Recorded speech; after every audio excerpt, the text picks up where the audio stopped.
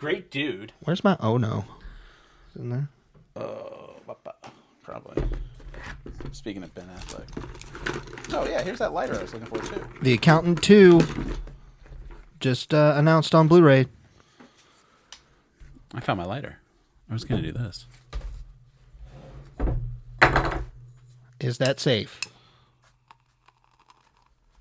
Sounds like it lightened up, bro. You know me. I was going to do this. Yeah. All right. Very nice. That's going to be my new candle holder. Should I put like tinfoil or something on the bottom? Yeah. All right. Everybody, this week on Up Your Alley, we've got two great recommendations. First, Jake recommended for me the music streaming app Deezer. And I recommend for Jake the new Prime original movie Heads of State starring John Cena and Idris Elba. We're going to talk about that. We're going to talk about Stop Killing Games. We're going to talk about the Steam Summer Sale. And Jake, anything else to add? No. Okay.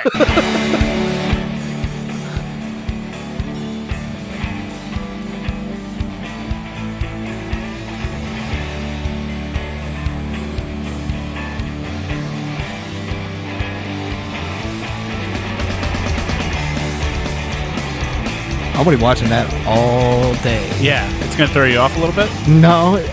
It almost threw me off like once or twice while you were talking. Okay. Not anymore. Hey, everybody, welcome to the show. My name is Taylor Edgar, and with me, as always, is my best friend, Jake Baggett. Say hi, Jake. Hey, buddy. It's a show where we recommend things to each other, and we come back the next week to rate them on a scale of 1 to 3 based on how much it is up our alleys. Again, Jake had me use the music app Deezer. I've been doing that for a few days. Nice. And I had Jake watch the Amazon movie Heads of State. I've been watching that a few days. Have you really? Just every day? Every single day. It's that good of a movie. I have to make sure that I've watched it. Good. So this one's going to be a bit of a weird episode. We're recording this on Monday, and then Thursday we are going to see Superman. So I want to do this the way we did the Joker Folie à Deux episode. Mm-hmm. So we'll do the Rex up top, and then we'll say what we're going to be talking about next week, and then we'll record Thursday night, and we'll tack that on at the end. So if you don't want any spoilers for Superman, you could just stop playing the episode, and then after you listen to Superman or watch Superman, then you can come back and listen to it. Yeah. That makes sense. That's what we did with Joker. Like Okay. after we had just seen Joker. We want to talk about it? Yeah, and we're like, hey, we want to talk about this. It's going to get spoilery because I'm sure Jake and I will have some hot takes of Superman coming out of the gate. So that way you can stop the episode right there and not have to worry about any spoilers because we're recording this before we have anything to spoil. My predictions for Superman Is it's good. I'm going to enjoy it. Yeah. I'm going to come away going like, that was good. All the Snyder bros, which I don't know if the Snyder people, there's a very vocal group, especially on Reddit and Twitter, that want this movie to fail and fail horribly because they think that Zack Snyder is going to come back and take the reins of the DCU again, which he has said he doesn't want to do.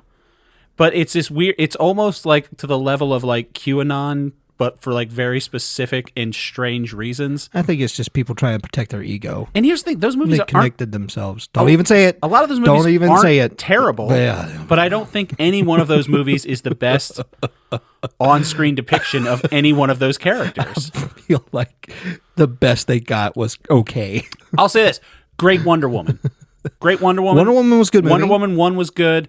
Aquaman 1 was good. No, boring. It was good. I could not. That's fair. It wasn't aggressively terrible. Like Wonder Woman 2 was bad. Yeah, 84 was bad. Yeah. That was a Batman bad v movie. Superman was fine. I couldn't watch it. I wish they had made separate movies. Man of Steel was a good movie too. I couldn't It's even not my finish it. favorite on-screen Superman, but we'll see. I even like Henry Cavill, and I couldn't even Love do Henry it. Cavill. I couldn't even do it. But I don't know. It's very strange. So I think have you Superman's read going to be good. All-Star Superman? I have. What do you think? That's what this is supposed to be. Do I have it over there? I think I have it behind you. No, I have Superman for All Seasons behind you. That one's also great. Also great. So All-Star Superman by Grant Morrison, and I forget the artist's name. But oh, shoot. I forget it too. But that's mainly what they're basing this off of. And it has to be. I think it's going to be light, and it's going to be colorful, and it's going to be comic booky.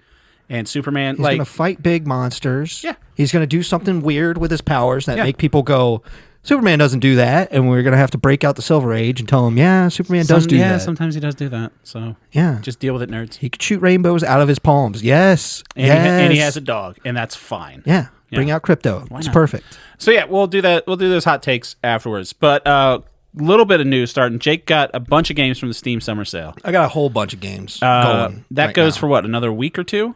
I think you got July 10th. So I think you got 3 it's more over by days, the time this comes out. Yeah. Yeah.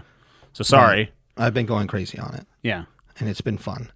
So what's your top? Did you get a new phone? Yeah. Oh. That flip was awful. Yeah, you really tried to. So Jake had the Motorola flip phone. Awful phone. Awful. And he tried to make it a thing for first. No, it was like the first 2 months you had it. Yeah. Anytime someone was like, "Is that a flip phone?" You're like, "Yeah, look," and it does this. Yeah, because it's fun. The novelty of it's there. But then it just goes away. But it will break in half. Eventually.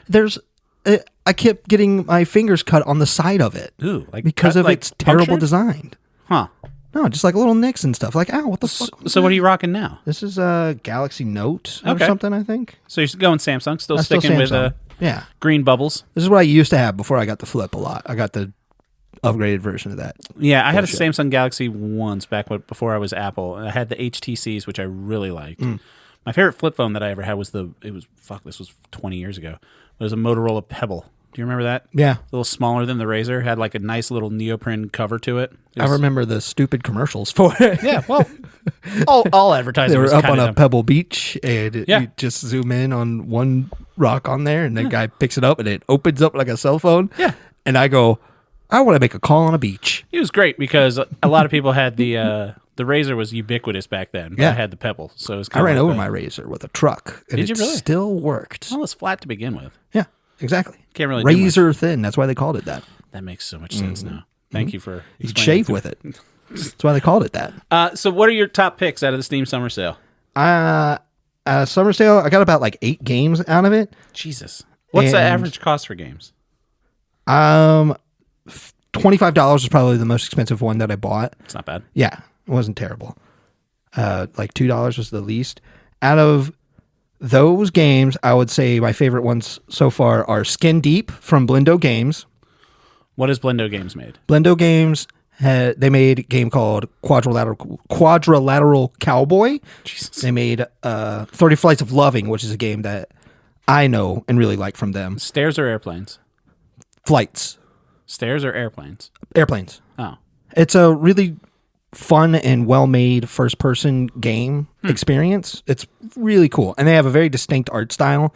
This game is their most recent game, and you play a lady that is for hire to rescue cats on their cat ship when they're taken over by pirates. Mm-hmm. So you can't just you have to use your wits about you. You got to throw pepper on them, and when they're stunned by that, you jump on their back and you run them into an electric pole, and then they shock and die. But they can't die because they have something called a skull saver, which means if their head pops off and it gets back to the respawn point, they just respawn. So you have to take their head and you have to flush it down the toilet, or you have to throw it out into space or something.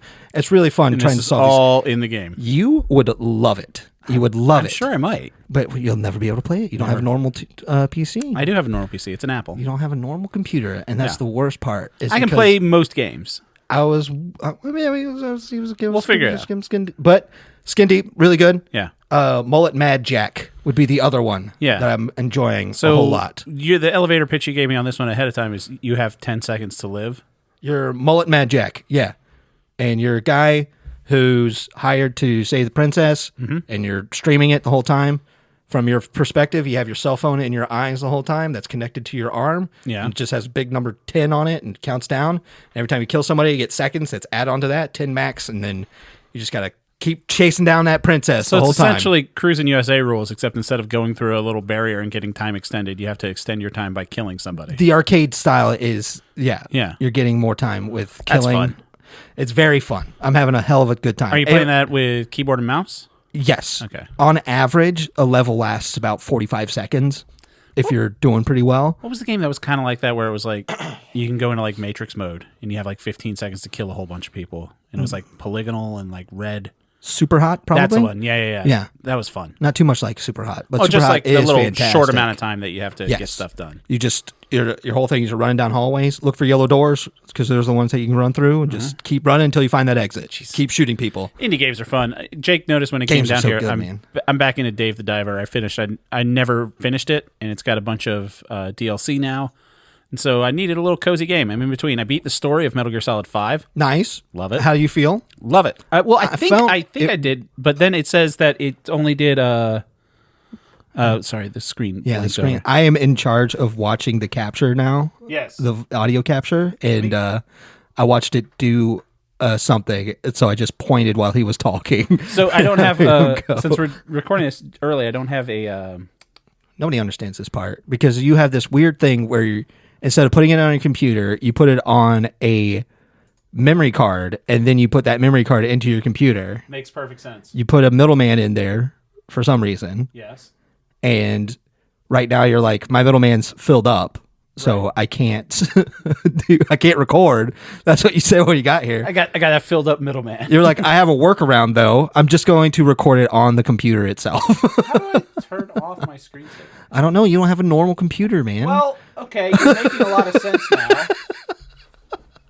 See, I could help you a lot if I knew what you were messing with. I don't have one of these. God damn it! All right, I'll just jiggle the mouse every now and again. So my thing, I just keep jiggling. My niece would ask me to play games on her mom's phone. Yeah, which is an iPhone. Mm-hmm. So she'll hand it to me, and I'm like trying to open it, and I have no idea how. And she's like, "You do it like this." She takes it and she just flips it and asks for a pin. I got an iPhone when my kid was like 8, and then like I had no idea, and she was already way fast for it, just using like her mom's phone and like her aunt's phone and stuff like that. And it opened my eyes because I'm more like into it with Windows computers, just because I've been around them for so long. Everyone has. That was the OG. Exactly. Yeah. But since she's been around iPhones mostly, makes sense. She understands Apple OS much better than I do. Yeah, I mean, there's a whole moniker of iPad kids. Yeah. They've been raised on Mac OS, so they know what they're running to. What else were we going to talk about ahead of time? I was talking about video games. You started talking about David Diver before I... explain to me real quick this Stop Killing Games. StopKillingGames.com, which everybody should fill out. No, but you can't do it if it's not for Americans. Well, but if you're EU, I think we had some Scottish person that listened to us. Yeah, and I think we've got Greece as well. Ooh. Well, they can sign up for the EU. StopKillingGames.com. There's all the information there for you. Don't sign it if you can't. Right, because that's a big thing. Is like they're like, oh, now they have. Essentially, the whole thing is they're trying to put legislation into the EU and all the games that are marketed in the EU. Which the hope is the one thing the games won't make a specific game for the EU, so they'll just carry this over to all markets where they have to make the game. Yeah, and from what I've gathered, it's basically once you buy a game, the onus is on the developer to make the game playable for eternity. It's more like, so like The Crew is a game that you can play online and have fun with friends, but you can also play it by yourself and just do race and time trials by yourself, right? But Ubisoft is closing The Crew. Even if you own the game, you cannot play it from that date on. And it's like, I paid you for the game. And they're saying, well, you signed the EULA, and the EULA says that we can terminate at any moment, for any reason, your agreement with us to play the game. Apparently, the licensing agreement for the Switch 2 is bananas. Yeah, that's not something cool. If they even think you're modding it, you can get bricked. Yeah, you're buying physical discs that do not have the game data on them. Just a download code. It's just like a key. Yeah. So here we are. So this is what we're fighting away from, is to be like... if you don't see anything that's economically viable in your game anymore and you want to stop supporting it, go ahead, but just leave something so that preservationists or people that still want to play the game can make an accessible version of that game. Yeah. Not even fully playable, just something that's like, here's what the game was, so that people can have an idea of what games are. Yeah. It's the preservation's sake is... For that alone, the one that I like. I agree with it. But also, if you buy a game, why can they just take it away from you? Mm-hmm. If you buy a movie, they can't just take the movie away from you after a while. They shouldn't be allowed to. Yeah. But you can do it with games. Games have such an overreaching control over access of what they're doing. Because it's so much that goes into it. Like, they're programming every little bit of it. They're making software. It's not like a game, which is just a piece of media. Like, games get lumped into the media category with TV shows and movies, but they're constantly having to be maintained and put onto new systems and yada yada yada.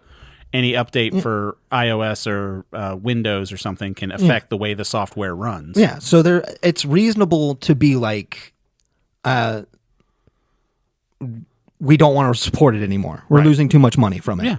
But I would also argue that it's reasonable that if you're like, okay, if you're abandoning it, let us have access to it. Yeah. I agree with that. So that just stop, make it open source. Yeah, make it something where just put the code up. Don't even make it open source. Just say, don't sell it. We still have the license to it. Yeah. You can play it, but we are not liable if there's a security breach on your computer or it doesn't work or you can't get it to work. That's fair. We wash our hands from this situation. And from that aspect, I do get that argument for it as well. But I think the way that it's weird that it has to be either this or that, because one of the guys that I mentioned to you before, the guy who popped up in my algorithm like last year or 2 years ago, if you follow video game stuff at all, I'm sure he's popped up in your shorts feed or something. This is the first time I ever heard of him. Well, he popped up in mine. Yeah. His name's Pirate Software. His real name's Thor or something. But if you've seen him in your shorts feed, he like draws things in Microsoft Paint while he's explaining stuff. He's got long hair. Used to work at Blizzard. Yeah. And he has a very distinct low voice. Yeah. And he's been getting shit on to a level by YouTubers that I haven't seen since last year when everyone was trying to cancel Mr. Beast. And there were channels that arose just doing the Mr. Beast drama. And there are like 3 channels right now that are competing just to cover I'm this trying to get any type of like feasible drama out of this because the only thing that I saw... Which is what the people from Stop Killing Games seem like they're doing too. They're like, who gives a fuck about what this one streamer says? Like, we're doing something bigger. Ross from Accursed Farms, he makes Ross's Game Dungeon. Ross Hall, I think his name is. I can't remember. Something like that? Ross Scott. Ross and, Scott. He made a hour-long video about how Stop Killing Games is dying, or it's dead. He just said, like, has died. Yeah.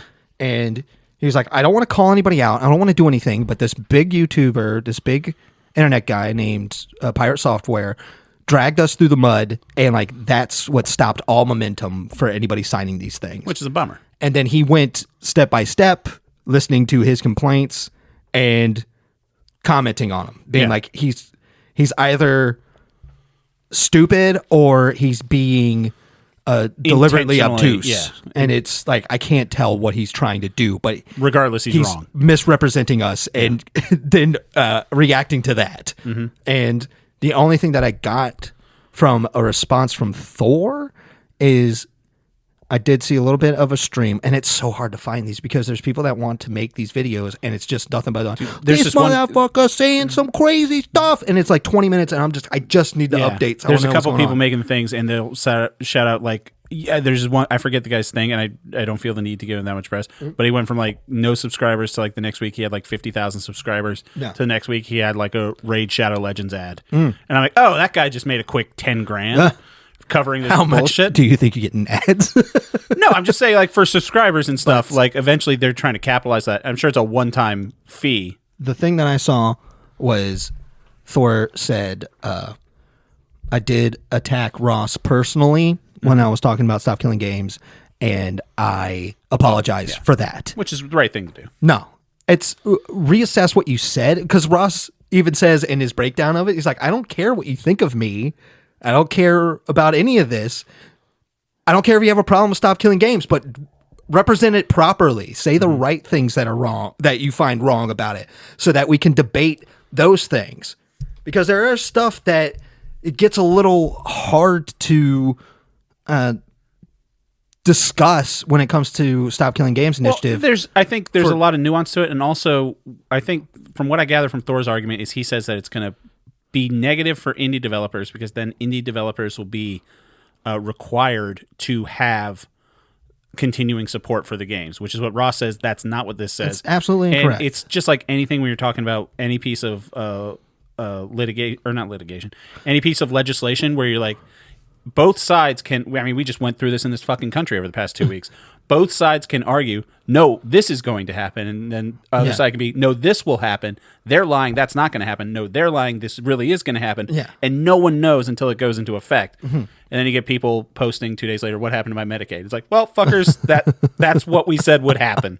But I get that argument, and I hate the back and forth of people essentially arguing it's completely hypothetical to what they say will happen, and this will affect people that's like what I'm saying. Ross's hypotheticals aren't anything beyond. These are the things that we want. Right. And he's like, we're coming at them strong because they're going to push back immediately. And Pirate Software is obfuscating the fact. Yeah. And he's like, why are you deliberately misappropriating what's being said? Yeah. It's disingenuous. Yes. And it's just like very blatant. It was very funny. I was having a great time. If you're not in America, go to Stop Killing Games and sign up, because apparently they got their million subscribers. I don't know how the EU works. Apparently, if you get 1 million subscribers on or signatures on something, they have to address it. Yeah, something like that. And now they're going for the buffer now. Yeah, they have it. But it could be a VPNs or fake things. Yeah, a healthy buffer is like 250,000 extra. 25%. Yeah, just get it. So if you're over there, fucking sign it. It's fun. Sign it. It's worth it. StopKillingGames.com. One last bit of news I wanted to share with you. Good news. I love good news. Isn't it good news? I love good news. With a global gross of $318.3 million, yeah, Jurassic World Rebirth becomes the highest grossing 4th of July film of all time. Oh, good. And also makes Scarlett Johansson the highest grossing actor of all time. Okay. That's good news. That movie's great. No, it's not. It's got 70% on Rotten Tomatoes. We literally had this conversation. Yes, but I'm right. Where the best things that I've ever seen have made like no money. I'm aware. But I just think it's great. Surprise. Big thing that people can recognize. Hey, just to tell you, McDonald's is doing great, baby. Yeah. We're sitting strong. The reason I brought it up before we talk about Superman, before we go see Superman, is I posed to you a couple weeks ago about these 3 movies. Jurassic World, Superman, and Fantastic Four that are all coming out. Yeah. I said Jurassic Park's going to make the most money. Yeah. And Superman or Fantastic Four was going to be my favorite. Yeah. You said you don't care about money. Yeah. But Superman's going to be your favorite. Superman's going to be my favorite. Yeah. I don't want to watch either of the other 2. I understand. Do you think there's a shot with them saying like this is the biggest 4th of July opening, 318? Do you think there's a shot Superman's going to crack it? I don't know what those numbers are. It's the highest grossing July 4th movie of all time. 318 million. Also, it only cost 180 million to make. They cut the price. I didn't know only 180 million. Well, Jurassic World Fallen Kingdom, the second of the Jurassic World movies, was the second most expensive movie of all time to make. It cost $450 million. That's the dumbest shit I've ever fucking made. $1 billion though. It made $1 billion, so it's probably the best movie that's ever been made. Buy for a nickel, sell for a dime. That's how you make money. This is probably the best movie anybody's ever seen. The third one of the world movies. Say goodnight, Jaws. There's a new movie everybody should watch. Fallen Kingdom? That one? Fallen Kingdom. And then Dominion was the third one. That only cost like $250 million to make. No. I don't understand money. I don't understand it at all. Well, the money's fake in Hollywood. That's the fun That's thing. what I'm saying. When they're saying, hey, they made $318 million, how?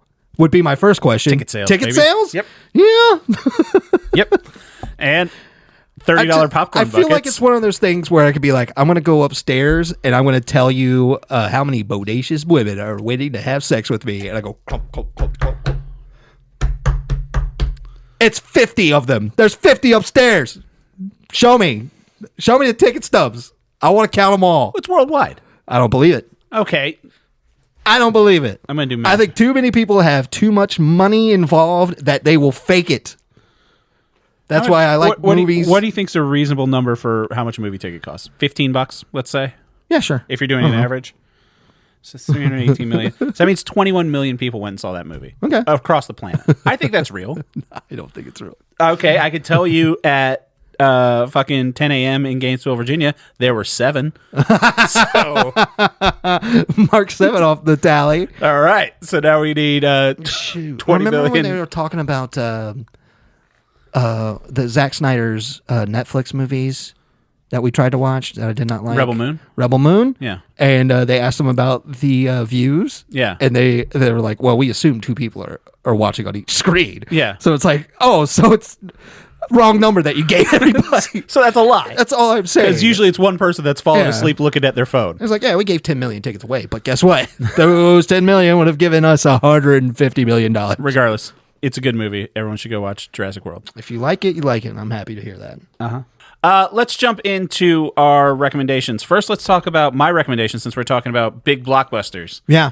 Heads of State, starring John Cena as the President of the United States and Idris Elba as the Prime Minister of Great Britain.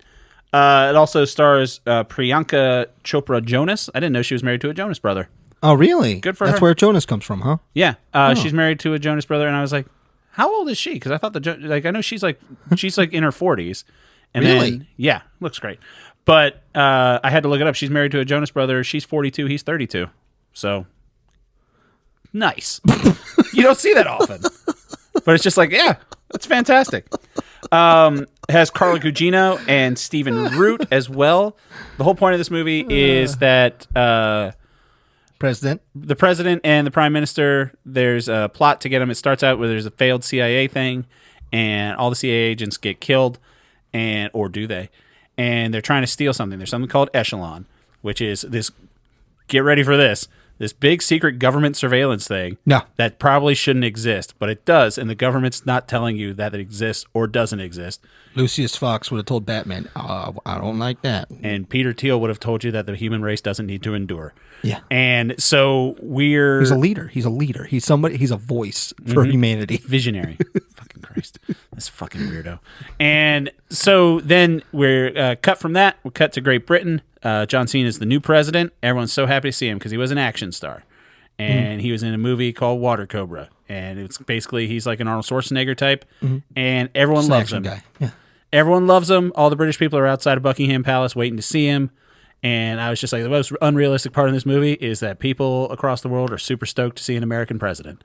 That hasn't happened in a while. Yeah. Like, I would say there was a grace period. It took a good 10, 15 minutes to get into this movie being like this. Yeah. I don't know when this could be. I don't know when we would hire a physically fit president. There was a grace period from 2009 to 2010 where we're like, the American president's cool. Yeah. And then then it was more of the same. I wouldn't have thought that. I would have thought the American president would have been seen as cool. Yes. Well, Obama went around the world and everyone's like, hey, this fucking guy, he's young, he's cool. Very true. He shoots a basketball, smokes cigarettes. Like, what a cool dude this is. Bill Clinton played the saxophone on Arsenio Hall. And before that, it was like Kennedy. And in between Kennedy and Obama, it was just ghouls. And Jimmy Carter. Ghouls and Jimmy Carter were from 1963. I'd watch that movie. Ghouls and Jimmy like Ghost and Ghouls, the video game. Stay out of my house. My White House. The training level could be his peanut farm. We should make this game. Regardless, Idris Elba is the prime minister, and they're going to a NATO summit, and then those terrorists, they get on Air Force One, and terrorists blow up Air Force One, but they get off. And it's just kind of a buddy cop going across Europe. Now they have to survive long enough to get to a safe house so that they can start working on, surviving. Right. So we're going to spoil this movie. It's on Amazon. The story's not anything worth worrying about. No, it's on the level of the one thing that I would and the keep beekeeper. Secret is there's a person that shows up that I think was a treat, an amazing to cameo. see come by, and I think we could keep that under wraps. Okay, so when they get to the safe house, I'm assuming that's where you think the treat should be. That's one of the best parts of the movie. Amazing. That's when I was like, as well.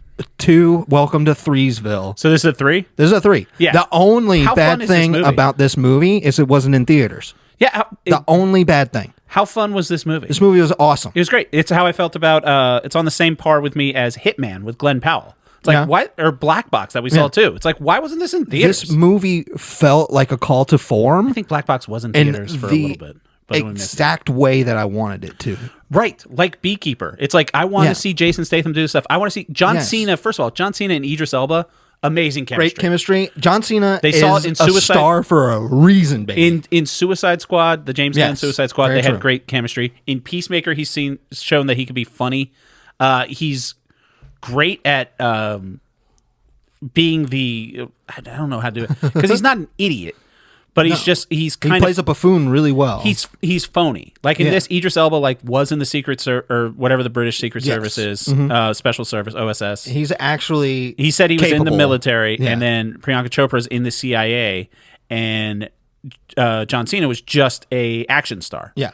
But it's kind of like Peacemaker, where they're like, you don't have any special powers, do you? And he's like, gets made fun of for not being in the Justice League and Suicide Squad as well. He plays that guy that's so big, but trying so hard to prove himself. Yeah. He's got the machismo. It's so charming. He wants the American machismo of it. It's so charming. I knew the first big fun action scene was when they landed in whatever country that they landed in. Belarus? Yeah. And after Air Force One gets blown up. They're trying to steal a car from these guys. Yeah, just typical Eastern European greaseballs in tracksuits smoking cigarettes. So now it's time to beat them up because they're mad about this. And it's just befuddling the whole time. Yeah. They just do wild stuff. When John Cena slaps the smallest one so hard he flips around, I was like, this is it. This is the stuff that I want to see. Great. And Idris Elba is so great as well. I love it when he gets to be British. Yeah. I like it when he gets to be like a little posh. I like it when he gets to be a little lean into the fun of it, where he's not just a very serious man who's showing off a really good veneer. Which is why Suicide Squad was great. Yeah. It's why I don't think he would be a great James Bond. The very first thing he does is he wraps a tie around his hand because he knows he's about to get into a fight, and he punches somebody, and he's still like, ow, my hand. Yeah. It's like, this is great. And then there's great car chases in this. There's great, like I said, this Air Force One blowing up. Best car chases I've seen in a movie. Are you talking about the finale? In a long time. With the Beast, yes. Yeah, the American president's indestructible Cadillac. It was funny. It was high octane. Yes. They do this wonderful thing where Chopra's character disappears for a while, and they ask her, how did you get here? And they have this cool cut by cut that looks like a Wes Anderson thing. Yeah, like it's just like it's really well, symmetrical, and it's done really fast. It's just a quick little montage in the middle of an action scene, and she's just beating people up and grabbing bikes and driving. And then she just says, "It's a long story." I was like, "That's cool." And then they call back to it when Idris Elba shows back up. How'd you get here? Beat for beat. Beat for beat, stole this fire truck right here. And now I'm here now. And they use that one right to left to show him running into the car. It's the first time you see him again. Yeah, it's such a good action movie. It's a classic buddy cop. They're not cops, but it's like it has a buddy cop dynamic. It leans into the tropes really hard in the way that you should, which is you still made them very interesting. Yeah. You could do that by making interesting characters. You see that in The Last Action Hero. They also do it in Demolition Man, where you have your setup for the character that we all know and understand. We all know the vice president is the bad person. We all know this stuff. I knew the vice president's bad person. She said, well, I used to work for the CIA. And I'm like, well, you're the bad guy. Watch yourself, counselor. Yeah. My family's from CIA. There's there's just a line from him because they suspected it was Idris. They suspected it was John Cena's press secretary. Yeah, or assistant. And they were like, chief of staff, I think. Something. And then they were like, oh no, that was just a cover because it was the vice president. Yeah. And he goes, of course it was. It's always the vice president. The vice president who really wants to make America great. Yeah. Yeah, as soon as she said that, I was like, this is over. Yeah. Yeah. It's her. She's the one that's wrong. Yeah. And she's great too. Carla Gugino is great. Yep, absolutely. There's like it doesn't really say if they're brother and sister or boyfriend, girlfriend, whatever, but two like silent assassins that are trying to kill them the entire time. And they're just that classic action movie. It's like, you don't need to know this person's backstory. They're the bad guy. They're going to keep trying to kill this person. Their job is nothing but to eat, sleep, and track and kill people. The plot is enough. It's not great. Not much. It's not great, but it's enough. It makes sense. It's cohesive enough. The bad guy is like over the top. Yeah. Silly. You get an exposition dump by Stephen Root halfway through. Yeah. Moves the plot along. Yeah, it was exacerbated just by him showing up and shooting the other guard that he was with that came with him. And that guard, before he dies, turns around and shoots him in the gut before and he's like, great, now I'm on a timer. I loved it. I thought it was great. I was blown away. There's a great stairwell scene where Idris Elba's at the top of a classic circular stairwell. Coming up to an apartment building, and guys keep coming up, and Idris Elba has this literal bag of tricks, and every guy that pops up, he has just something else to kill him with. Yeah. And some of the kills, like I believe it's PG-13 because there's no blood, but it's violent enough to where No, I would think this was R, but I think it's PG-13. There's no. You might be right. There's no swearing and there's no blood. Normally, those are the things. So the guy that directed this, Ilya Neisheuler, who I'm sure I'm mispronouncing that name, but he did Nobody with Bob Odenkirk. Oh, okay. And he also did. Did you ever see Hardcore Henry? No. It was all first person. I've seen action scenes from that movie, though. Yeah, in that movie, there's one part in this that kind of goes into first person.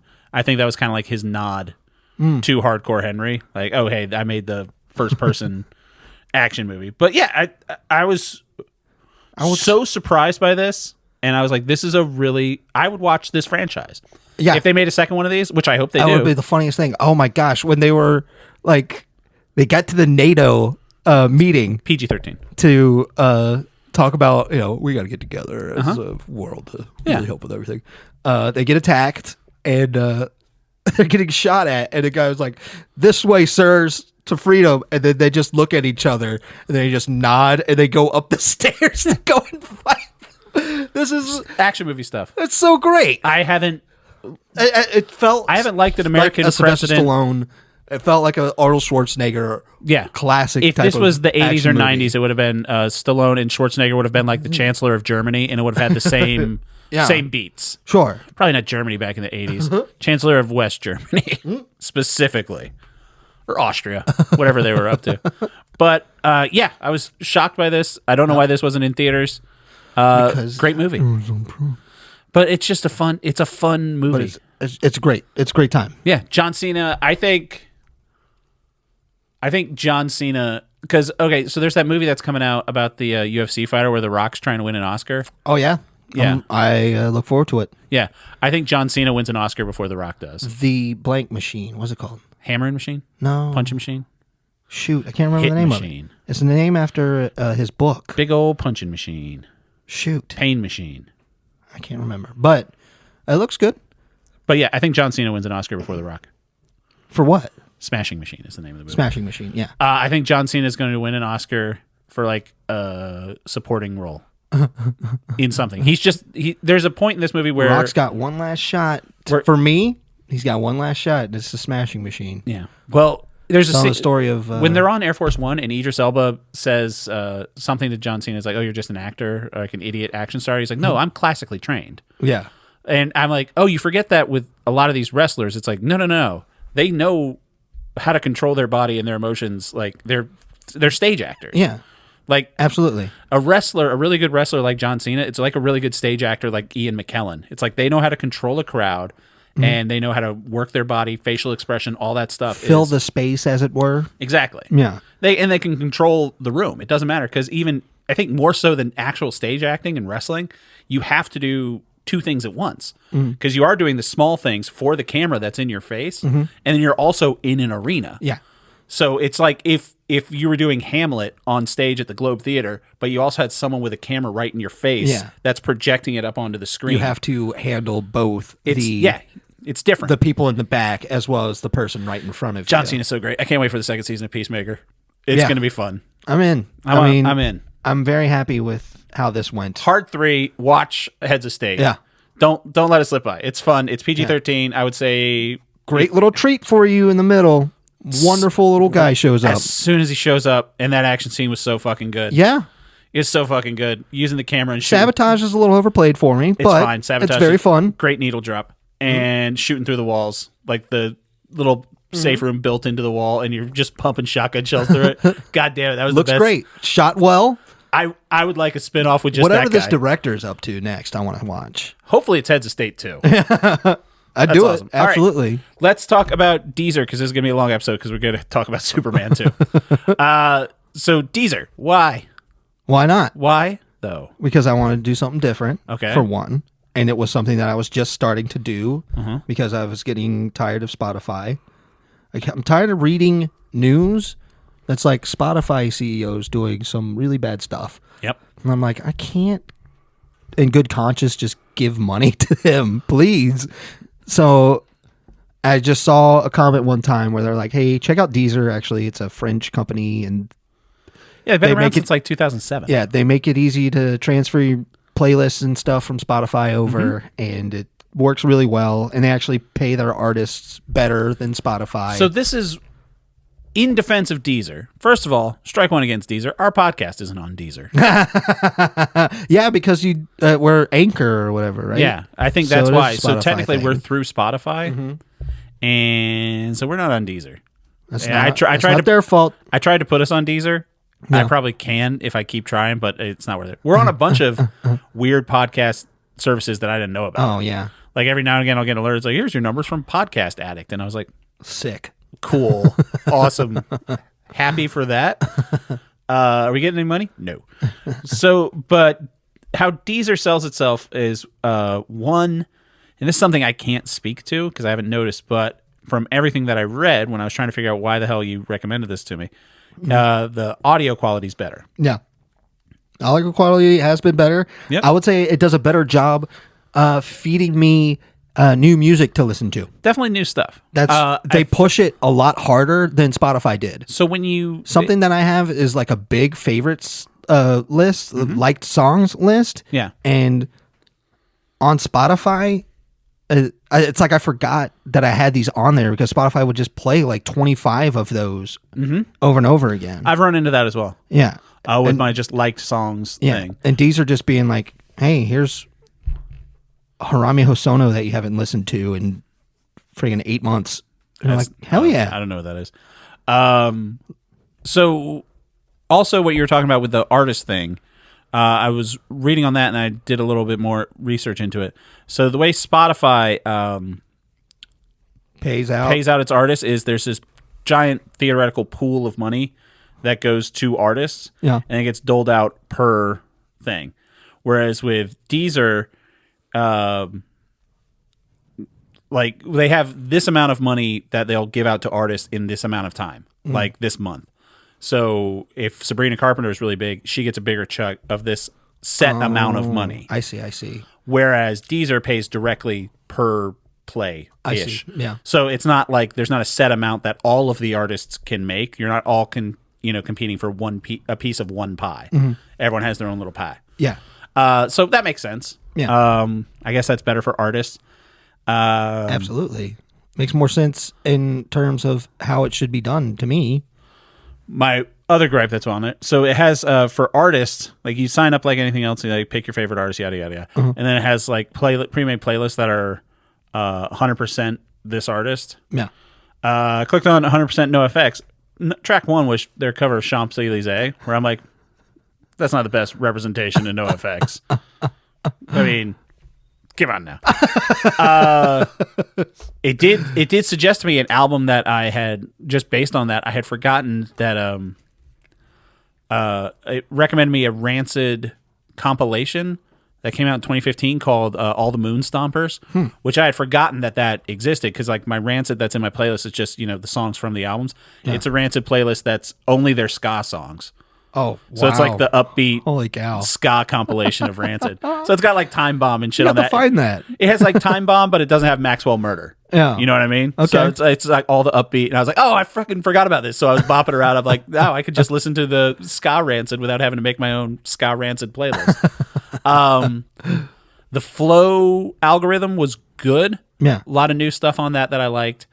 That's what I was enjoying was I was having to hit skip, but it was because there was like, this is really weird. Yeah. But it takes swings. It takes swings in the way Spotify doesn't. There's one band in particular that I started listening to a lot more just because they were like, they're hitting me. Yeah. Johnny Car Wash. No idea. That was really cool. And Do Make Say Think. I think that's a big band. I can't remember. So I'm going to do a little test right now, and I'm just going to click on this, and I'm going to, honestly, I'm going to see how much. So it has Flow, the Play How You Feel. You just click Flow. It has happy, workout, party, chill, sad. I don't know if we need a sad playlist. Oh, yeah, man. I watch sad movies. All right, what do you think the first, sad. All right, first sad song? I'm clicking sad. Wake Me Up When September Ends by Green Day. It knows you so well. You'd listen to that. You'd love that. No, I don't like Green Day when they, like, Wake me up. Past Nimrod, I'm not for it. What was so they don't have one for like work. They have Focus, which I didn't really like. So I was doing the workout mix while I was cooking. Mm-hmm. A lot of this fucking popped up first thing. Main Skin. I don't know what Main Skin is, but like every third song was Main Skin. Really? Yeah. I have no clue what that is either. They're really trying to push Main Skin on me. Maybe you could like push yourself up in the algorithm on Deezer. It's not bad, but like I don't know what I clicked there. It's like, this fucking guy's gonna love Main Skin. I did that. I liked Do Make Say Think, and it started playing a lot of that while I was in Flow or whatever it's called. My first song for Flow is Brick by Ben Folds. You love that song. It's a song about abortion. You love that song. What flow are you going into? She's a brick. Nope. Folds. You love that song. Close. All right. The main drawbacks for this on me is twofold. One, audiobooks. Yeah.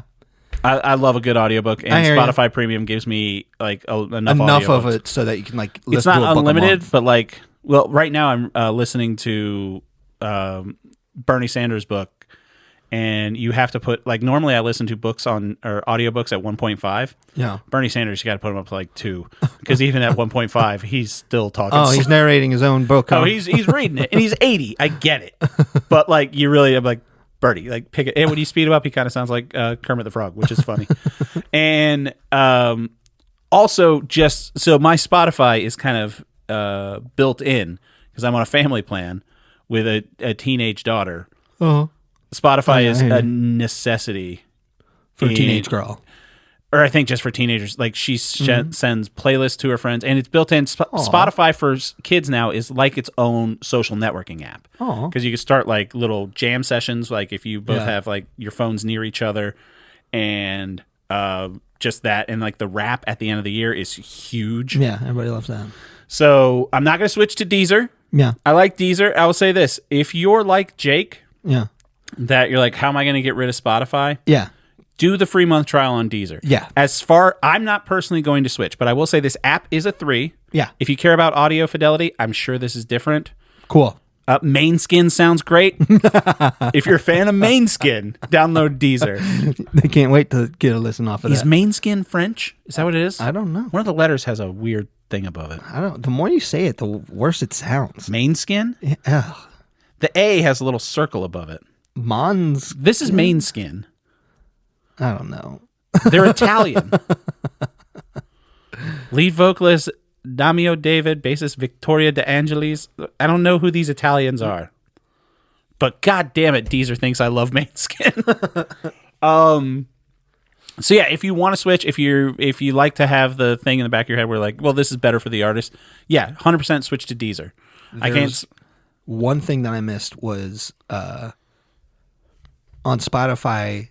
There's this band called Harriet that has an EP called Tell the Right Story. That came out in 2015 or something, and I love it. I think it's amazing, and it's just not on Deezer, and that part sucks. I have to find it. That's a bummer. Which I don't want to. So yeah, Deezer gets a 3. Great. Sure. Look, we did it. I mean, it's not for me. Like, I'm not going to use it. But you got where I was coming from. I do. That's pretty cool. I think if you want to be like, hey, we want a chance to not have to use Spotify, it's me. Oh, look at you. If you want a chance to not have to use Spotify, Deezer, this would give you a good alternative. It's a good one. Pricing is comparable as well. And you can download stuff, yada, yada, yada. Yeah. It's all good.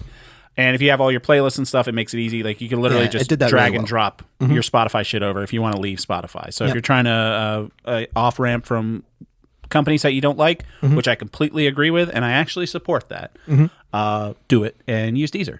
There you go. Cool. We're going to edit in our Superman review afterwards, but if you want to shut it off, the podcast, we're going to do our Recs for next week first. So, Jake, what are you going to have me listen to or watch or do whatever to next week? I am going to have you listen to something. Is it Main Skin? You're going to listen to Main Skin. I've just heard about it. Hot new band from Italy. You have to listen to it on YouTube. Okay. It is. This is fun. I just said his name earlier. His name is Harumi Hosono. He's a Japanese artist. He made. I can't wait to tell you this. He made. He made some music for convenience stores, like back in the 90s for Japan. Okay. And he made one that's called "Watering a Flower." Okay. And it's so good. I want you to listen to it. How long is it? It's a 45-minute cassette, but like only 2 of them are actually on that cassette. Okay. The first song is the one that I would say that you should listen to. I think it's an amazing song. I think it's beautiful. But I would also implore you to check out the comment section on YouTube, because I think this is the greatest comment section I've ever run across. Really? One of the comments that I really enjoyed was, this is the song that I played for my vacuum at its funeral.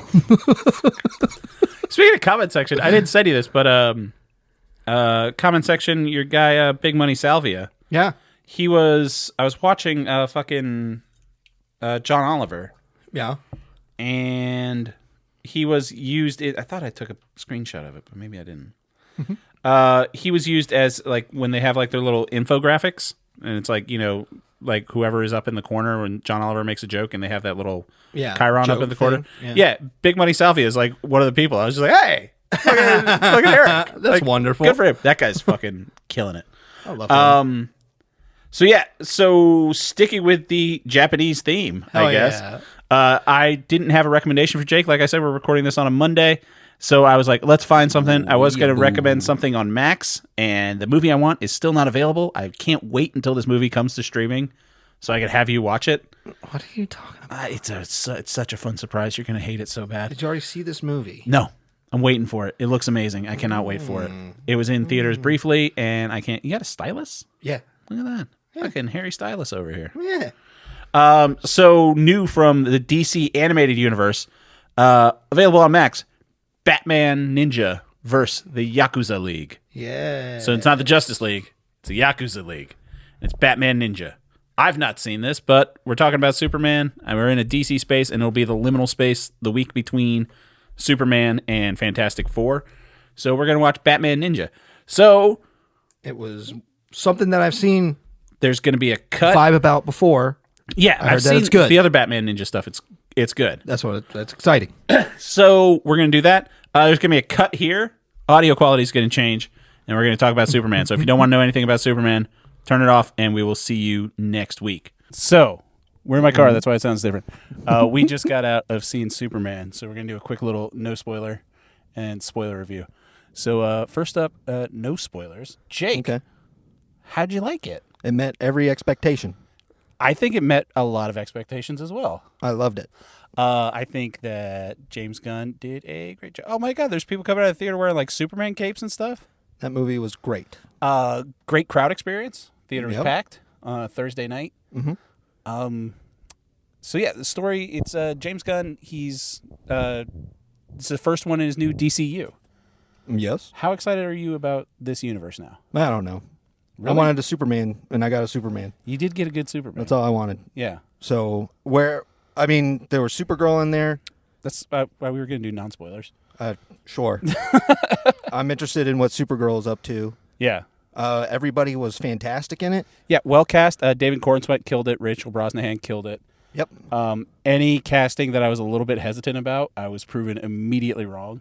It didn't hold your hand at all. No. It just said, hey, here's Superman, and here we go. So it opens with a thing that just says 300 years ago, metahumans came on the planet. 30 years ago, Superman landed. 3 years ago, he came out as Superman. And then it starts with him getting the crap kicked out of him by someone that, I guess we're doing spoilers, turned out to be Ultraman, which is great. And it just like jumps you right in, which I love. And so I thought it was great. I think one of my favorite parts was at the end, they did the origin story through video flashback, which was touching. Yeah. The actors who play Ma and Pa Kent, whose names I don't know, and I think that's a good thing. Oh, I know Pa Kent. Right, I've seen them, but I just don't know their names off the top of my head. But the fact that they were more character actors instead of having Kevin Costner there. Yeah. As much as I love Kevin Costner didn't need to be there. No. They were wonderful. Story was good. Yep. Story was great. It was more of like just a story of the week instead of a big origin story, everything like that. It was a comic book paced movie with just action that just led into more action. Yeah. And it just felt organic, but also chaotic, but in control. I like how they put Metropolis canonically in Delaware. Did you notice that? Lois Lane drives a Toyota with Delaware plates. Oh, I did not notice I was just like, oh, look at that. And Toyota's a real thing in this in this universe. I was very happy. Yeah. Exactly what I wanted from a Superman film. I will say I have one big takeaway that you already kind of talked about is that Millie Alcock shows up as Supergirl. Yep. At the very end, she stumbles in drunk to come get her dog, which is on par with Supergirl Woman of Tomorrow, which is an amazing comic series. Her whole thing is that she goes to planets with red suns so she can get drunk on her birthday. That's so good. Because she can't get drunk on Earth. There's hints to other superheroes. Like they say that 300 years ago, metahumans came on the planet. I don't know who the first one. I'm guessing probably they'll do Vandal Savage. Mm. But even he was supposed to be much, much older than that. I don't know. He's like a Cro-Magnon man. So I don't know. No mention. The thing I'm worried about. So I like this universe a lot, and I want your opinion on this. I don't know how Batman's going to fit into this universe. Mm. Like, I don't know. I'm really curious as to how they do it, because this is a fun, bright James Gunn-y universe, and people are going to hate it. Not people with any sort of taste, but there was definitely some real-world parallels in the story. Mm-hmm. Michael Ian Black basically plays Tucker Carlson, which is hilarious. But yeah, I think it's going to get... I think it'll be overwhelmingly good reviews, but there's going to be a lot of hate online, and don't read that because it's a good movie. I thought it was fantastic. Yeah. Gets a thumbs up from me and Jake. That's how you do a Superman movie. It was great. And, post-credits, don't bother waiting around. Don't bother waiting. They're just funny little bits. Nothing happens. Watch them when you get home. So I will say this. I may have been wrong about me thinking that Jurassic World Rebirth was going to be my favorite movie of the summer. Oh, okay. I think Jake might have swayed me on this. Superman is number one right now. The thing that got to me was when Lois and Clark are talking, and they're talking about music, and Superman says that he is punk rock. Yeah. And I was like, that's kind of hitting pretty good. Yeah. That hit home really, really well. And it's just, he says, because she's like, you're just like hope and trust and caring. And he says, maybe that is punk rock. I was like, it's a very James Gunn exchange, but I mean, that's really good. James Gunn makes good movies. Makes me very happy. I'm very, very happy. Sean Gunn had a little cameo as Maxwell Lord. That was very cool. Frank Grillo was back as Rick Flag Senior. Grillo on the big screen is wonderful. Yeah, he's Rick Flag Senior. Rick Flag Jr. was killed in Suicide Squad. Oh, and also Peacemaker shows up. Yeah. But Grillo, John Cena's in it for a minute. Grillo deserves big screen. See, he did the voice of Rick Flag. I don't know where it exists in the continuity, but he was the voice of Rick Flag in the Creature Commandos. Yeah. So I don't know where that movie fits into continuity. It does, but I mean, James Gunn said it did. So, but I mean, like, if it's before or after the events of this. We'll find out. I don't know. Actually, I don't care. Jake's just stoked about Superman. I just like a good movie. Yeah. I'm not going to do the Marvel thing this time. You're not I'm not going to follow all the shit. They spent that nickel. It definitely seems like he's not trying to set up a universe where you have to see everything.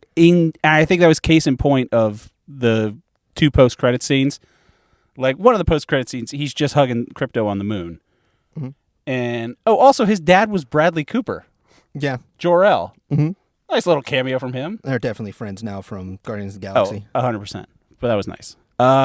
Any other closing remarks? I don't think he's setting up a universe that you have to see everything, because there's nothing of Creature Commandos that tied it to this. Watch Superman. This is what Superman's supposed to be. It's great. It's hope and love and caring. And 100% worthwhile to go see it in the theater. Yes. Yeah. Watch Superman. Go see Superman, everybody. All right. All right. I'll clip this in at the end of the podcast. Yeah. What are we talking about next week? You're watching Batman Ninja. Yep. And you're listening to Watering a Plant by Hiromi Hosono. Right. All right. You're welcome. Thanks for listening, everybody.